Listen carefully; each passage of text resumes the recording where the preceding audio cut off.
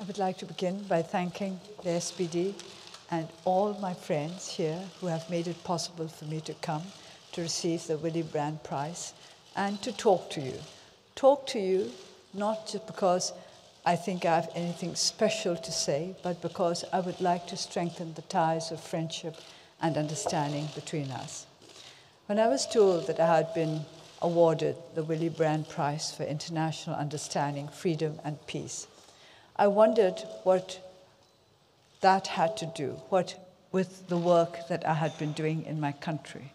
What is the connection between international understanding, freedom and peace, and the struggle for democracy in one particular country, my country, Burma? It occurred to me that understanding has to begin at home. Understanding has to begin between family, between friends, between people of one particular society before it can spread out to nations and to the whole wide world. And without understanding, there can be neither freedom nor peace, because the peaceful resolution of the many problems that face our human world are based on understanding. Unless we have the ability to understand different points of view, we will not be able to bring peace in a world where each and every human being has his or her own point of view. That is only natural. We cannot all be alike, and it's just as well. I think it would be extremely boring if we were all alike. And I've always said that those who believe that everybody can be alike are not Democrats. They are those who believe in dictatorship. One mind, one will, one command. That's not democracy. Democracy means differences. It means choice. But choice means responsibility. Because if you make the wrong choice, you affect those who live around you. Your choice does not affect you alone, but your family, your friends, your society, your country, the world in which we live. In order to make the right choice, which I would say is a responsible choice, taking into consideration the needs of others, you have to be educated in the broad sense of the word. In my country, we have suffered from a devastating fall in the standard of education. At one time, soon after Burma became independent, although we had suffered terribly during the Second World War, we were considered the most progressive nation in Southeast Asia. This was largely because we had a sound political, not just a sound political system, but we had a sound educational system. Burma, at the beginning of our independence, faced many challenges. There were many insurgencies. We had been devastated by the war. We were not a rich nation, although we had a lot of potential. But because our education system was good and our people were full of confidence in their ability to meet the challenges of our new situation, we forged ahead in spite of the difficulties. In those days, we were trying to build up a democratic union. Burma is a land of many ethnic nationalities. Now, I think at this point, I must explain my use of the word Burma, because many people have asked me about this. When we became independent in 1948, we were known as Burma. I can't quite remember the exact year, which shows how much importance I put on it, but during the tenure of the Burma Socialist Program Party, I think somewhere in the 1970s and 80s, we continued to be Burma.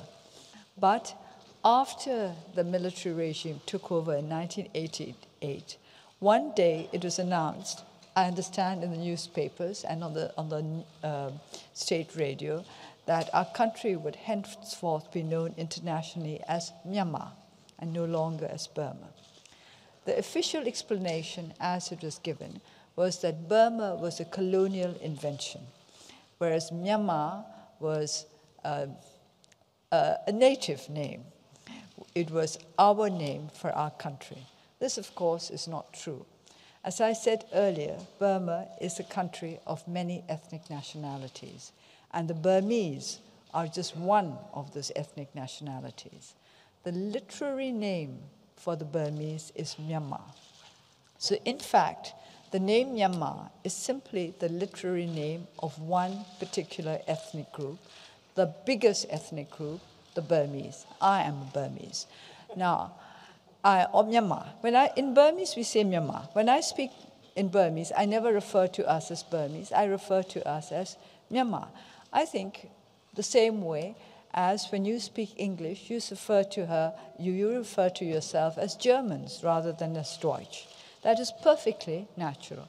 Or the French will say they are French rather than Français when they speak English.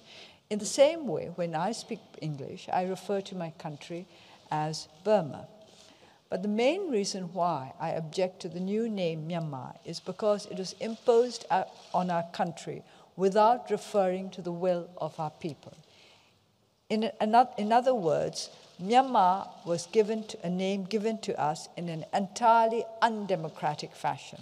It was decided by those in power that this was how we were going to be known. So I continue to refer to my country as Burma. But as somebody who believes in democracy, every one of you may decide for yourself whether to refer to to my country as Burma or Myanmar. Both are equally acceptable to me if you use it out of your own free will and not because somebody has forced you to use that name. So to go back to what I was saying, when we became independent, we had many challenges to meet, many problems to overcome. But we were full of confidence because we felt that we, a small nation, a people not particularly well known in the world, had been able to stand up to, at that time, two of the greatest powers in the world, Britain and Japan, during the course of the war, and to emerge in 1948 triumphantly independent once again. But independence means, again, like democracy, choice and responsibility. You have to choose for yourself the path that you're going to walk, and you have to take the responsibility for whatever you may meet along that path. And whatever you may meet, you have to make the best of it, not just for yourself or for your generation, but for generations to come. And that is where education comes in. Because we had a sound education system there, we were confident that we would be able to continue to walk the right path towards building a nation that was a true democratic union of different peoples, all united in their diversity. However, that was not how things emerged. The military coup that took place in 1962 heralded an authoritarian regime that has lasted over 50 years. That is half a century, more than half a century. People forget that we were under military dictatorship for more than half a century. At one point, the military dictatorship was known as the Burma Socialist Program Party. But names don't mean anything. The truth of the matter was that our country was ruled by military dictators officially until 2010. In 2010, there were elections which have placed in power a government that is no longer in military uniform, but we are still under the power, under the authority of a constitution which gives the military a very special role in the life of our nation. The special position of the military is written into our constitution. If any of you has studied this constitution, you will realize that it is not a democratic one. And the challenge that we face today is to change the constitution to make sure that our country will truly enjoy the rights and values of democracy. Unless we change the constitution, unless the necessary amendments are made, so-called democratic reform in Burma will be no more than window dressing. It will go so far and no further. I think this is the big issue that we have to face today. But there are other issues that have arisen because of the tentative steps towards democracy that have been taken since 2010. As we become freer, we have to bear more responsibilities. We have to cope with our fears, with our prejudices, with the necessity to give understanding to those who are different from us. And in many ways, these are greater and more difficult challenges than coping with oppression, with coping with injustice. Because when we have to cope with oppression and injustice, we are strengthened by the knowledge that we are struggling for what is right. But when we have to cope with our own fears and prejudices, it's an entirely different matter altogether. Very few people are able to see their own prejudices as prejudices. It is much easier to recognize others' prejudices. But most important and most dangerous of all is our inability to recognize our own prejudices and our own fears. I do not think we need to be ashamed of the fact that we can be fearful. Human beings are fearful. I doubt that there has ever been a single human being who did not know fear.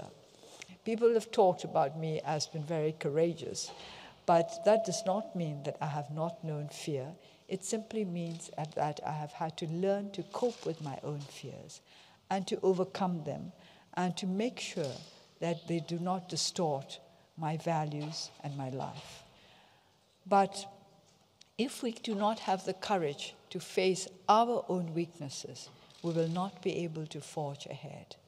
Apart from the challenges of a constitution which is undemocratic, we have to face the challenges of tensions within our own country, ethnic tensions, communal tensions. And as we face these tensions, we are in grave need of the understanding and help of our friends from all over the world.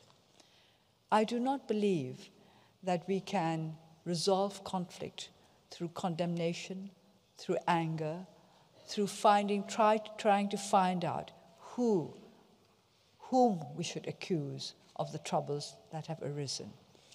What we have to try to do is to recognize the foundations of the fears and prejudices that have led to hatred and to conflict. If we find out what the roots of fear and prejudice are, we will be able to cope with the consequences of these fears and prejudices. Unless we can do that, we will not be able to bring peace or freedom to our country.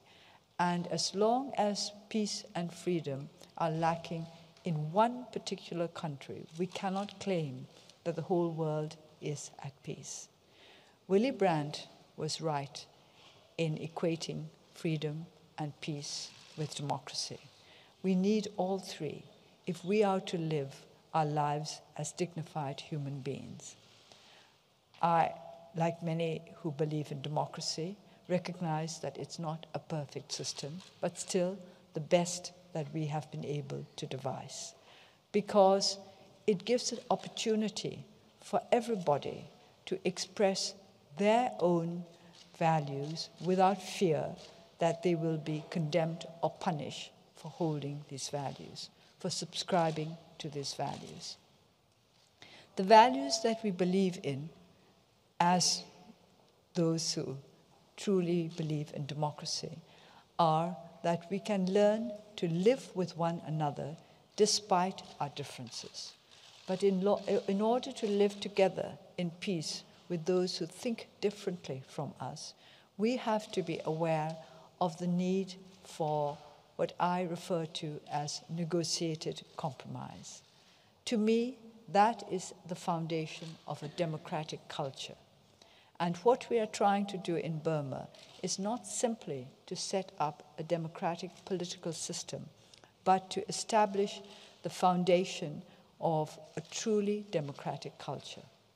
It is not easy, after half a century of dictatorship, to establish such a foundation.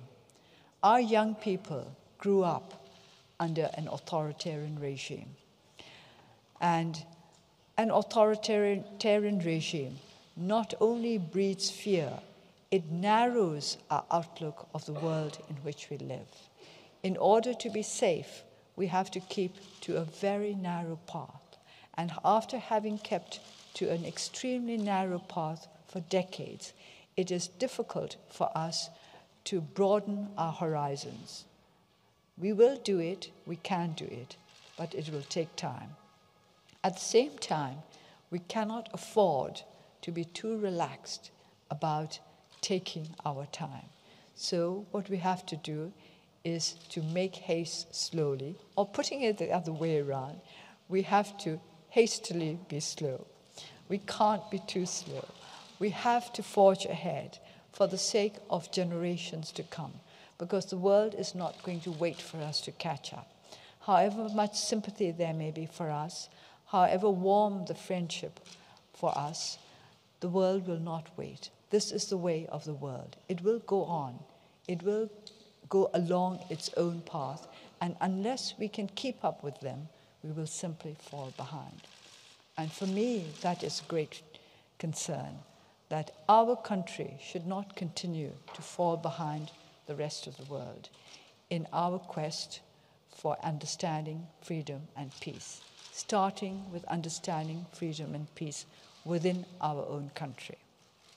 We would like those in our country who still exercise tremendous power, but who still do not really believe in democratic values, that we would like them to understand that democracy is not meant to hurt anybody, that when we ask for democracy, for freedom, for peace, we're not asking for democracy and freedom and peace in order to punish anybody or in order to take away from anybody. We want to give. We want democracy to make the lives of all those who live in our country fuller and more meaningful.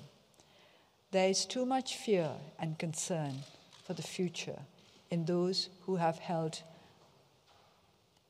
unchallenged power in the past. It is very difficult for those who have never had their authority, their decisions questioned, to live suddenly in a world where they can be questioned for anything at all. And when they are questioned, they find that they do not have the answers. And then it is a further puzzlement for them to realize that people are not satisfied with not getting answers. That is democracy. Democracy is responsibility. If you want to assume a position of power and influence in a democracy, you have to be prepared to answer.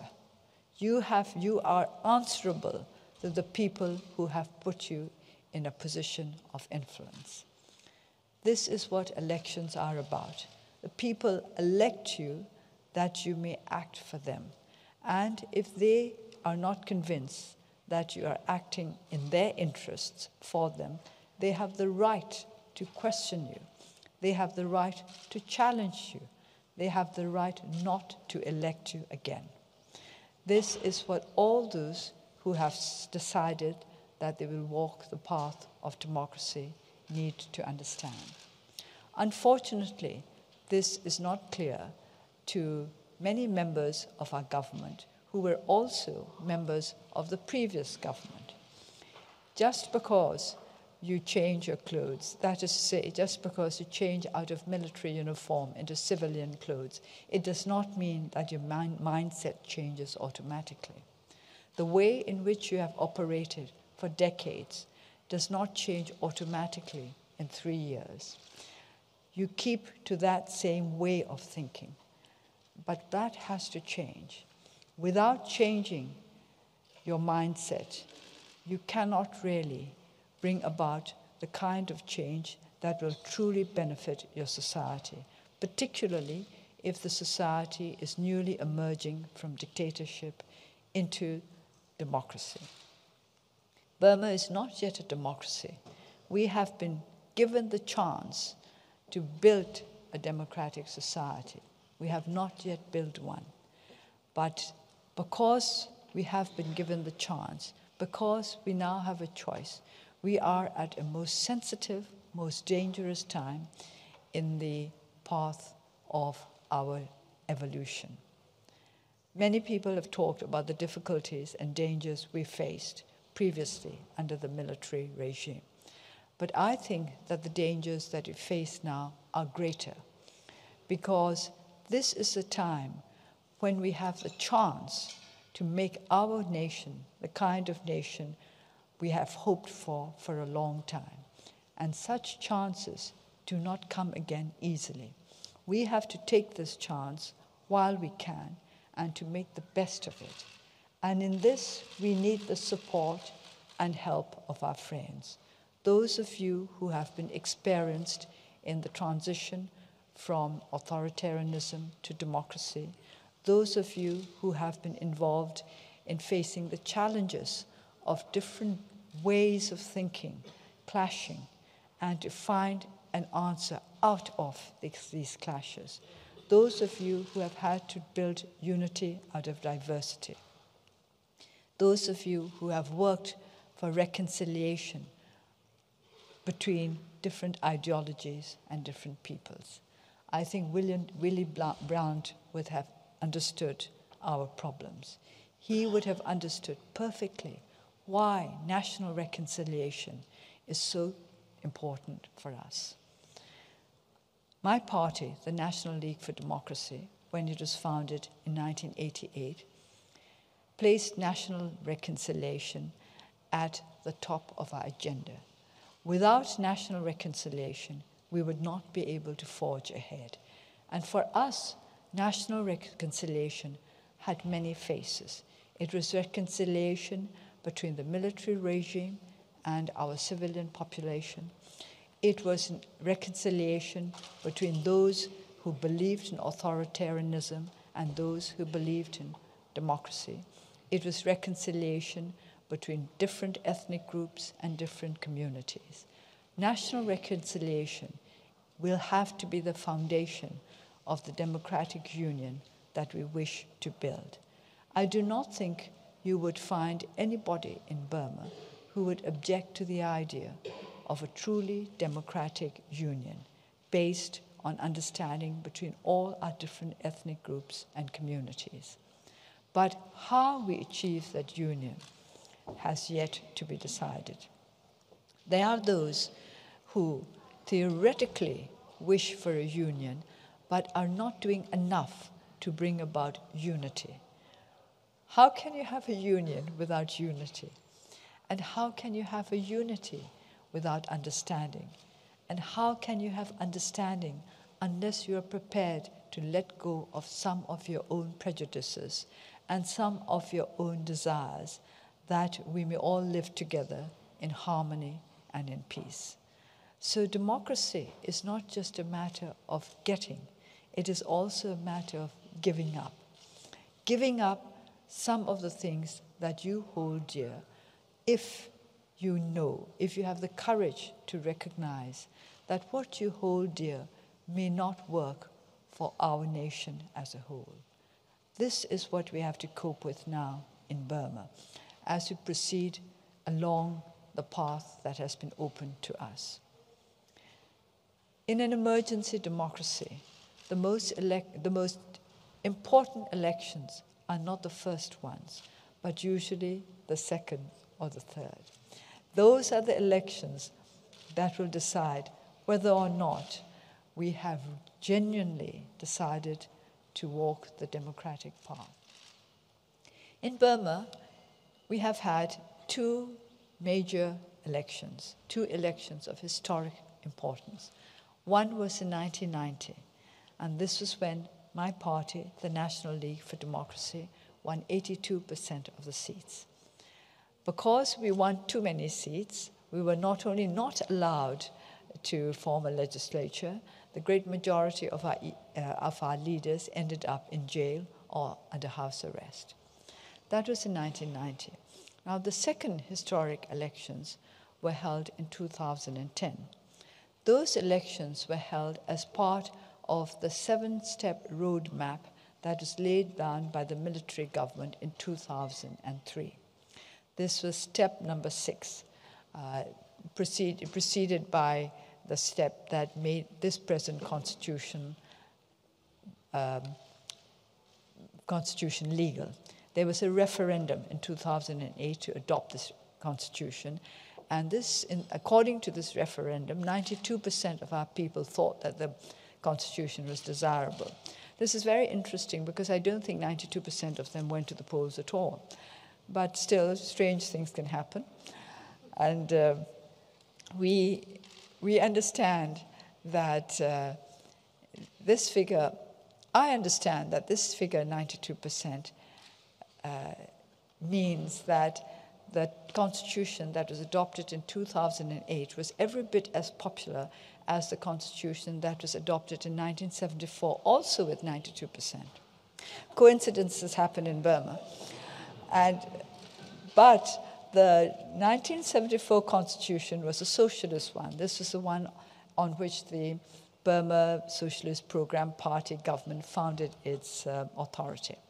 Now, the 2008 constitution, also adopted by 92%, is the foundation on which this present government has founded its authority. And it's also interesting that in the 2010 elections that were held as a result of the 2008 constitution, the present ruling party won 82% of the seats, very similar to the percentage by which the NLD won in 1990. As I said, Burma is a land of coincidences. Now we are moving towards the 2015 elections. Of course, I must refer in passing to the 2012 by-elections, which the NLD contested. We boycotted the 2010 elections because they were based on a constitution which we did not consider democratic or desirable. But we came to an understanding with the government in 2011, and consequently, we contested the 2012 by-elections. But now, the next elections will be in 2015. And these elections, the way in which they are held, and how Burmese politics evolve during this year will decide whether or not Burma is firmly on the road to democracy. Many people talk about 2015, but I've always held that the crucial year is this year, 2014. Whatever happens in 2014 will decide the shape of 2015. Whatever emerges in 2014 with regard to amendments to the Constitution and the resolution of internal conflicts will decide how we are going to proceed in 2015. So instead of looking only at 2015, we need to look at Burma now, today. How democratic is the present society in Burma? How committed is the present ruling government to democratic values and practices? I heard this morning that the chairman of the Elections Commission, and I think I should mention that the Elections Commission chairman is appointed by the president, so that it is not exactly a neutral, objective body, announced that in subsequent elections, only candidates will be allowed to campaign for their constituencies and not the leaders of parties. That is to say, I will not be allowed to campaign for my party members in other constituencies than the own in which I would be contesting. I asked the President of the legislature, your legislature, President Lambert, this morning, whether the same rules apply in Germany. He was astonished. And I think most Democrats would be astonished. So I mention this because I would like you to understand the necessity to keep a very keen eye on what is happening in Burma now and on the steps that the government and those bodies that are closely associated with the government, such as the Elections Committee, are doing now in order to ensure that the 2015 elections will fall into the kind of pattern they desire. That is not necessarily the democratic pattern. So I would like to urge my friends and our well-wishers, our friends, to keep a very, very keen eye on what is happening in my country today, now, and what will continue to happen throughout this year, because this will give a very clear indication of where this government is trying to go, where it wants to go. Does it want to go towards a truly democratic union, or does it want to go towards an authoritarian state disguised in democratic garb? This is something that you must study and try to make the whole world understand what is going on. We are not so proud or vain as to think that we can stand alone in this world.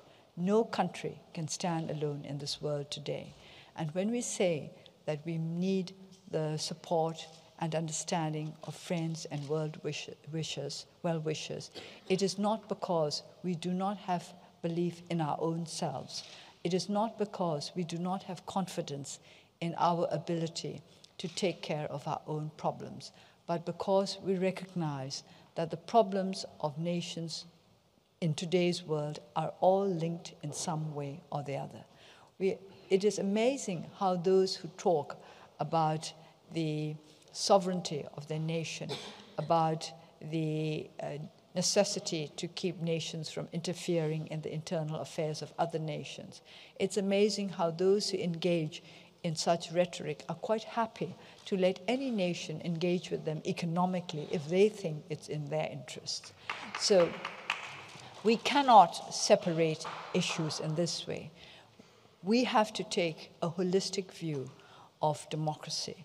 We have to understand that if we believe in global partnership, if we believe in the links between nations in this day and age, then we have to believe also in the necessity for nations to support one another in the values in which we believe.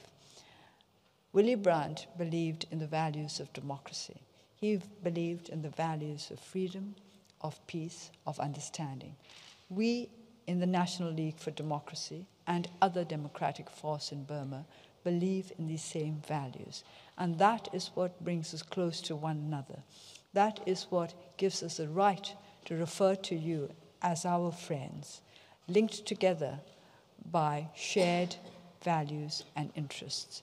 We who have never met, we still feel that we can understand one another better than those with whom we have had very close links for years and years. You have the closest links with your jailers, by the way. I think you should understand that. For years and years, many of my colleagues who were in prison had contact with very few people beyond those who were keeping them under detention. But that is not the same as friendship. That is not the same as shared values.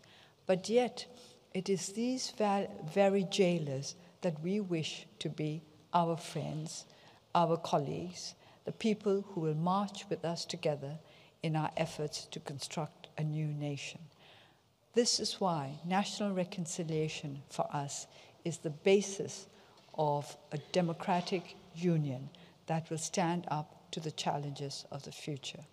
I have absolute confidence in the potential of our people to make Burma once again the most progressive nation in our region. But before we get to that point, there are many challenges that we have to overcome.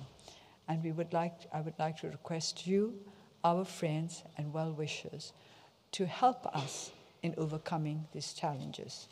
Not materially necessarily, but spiritually and with the force of your belief in the values for which Willy Brandt stood.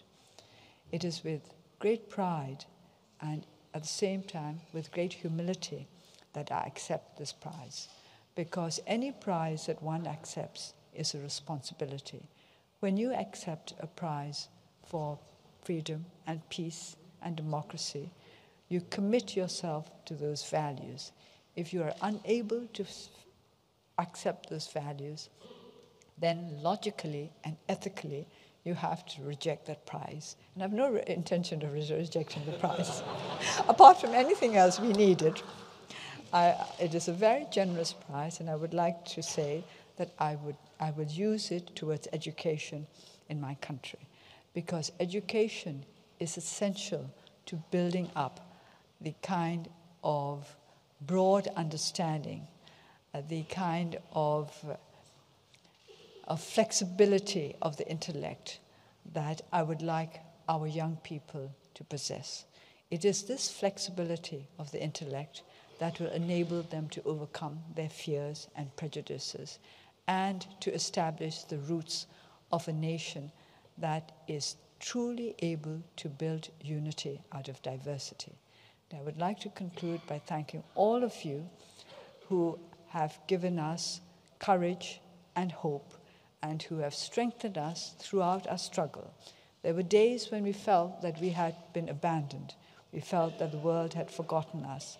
And then suddenly, a voice from far away would remind us that we had not been forgotten, that there were people who still cared, people who were of a different race, of a different religion, a different color, a different country, but who were human like us and who continued to care for us. It is for this caring, it is for this way in which you have never abandoned us that I would like to thank you today, all of you who are here, the SPDC, all of you who are not here, but who believe in what we who are here believe in. And most of all, I would like to say how much I appreciate the fact that a man such as Willy Brandt lived. Thank you.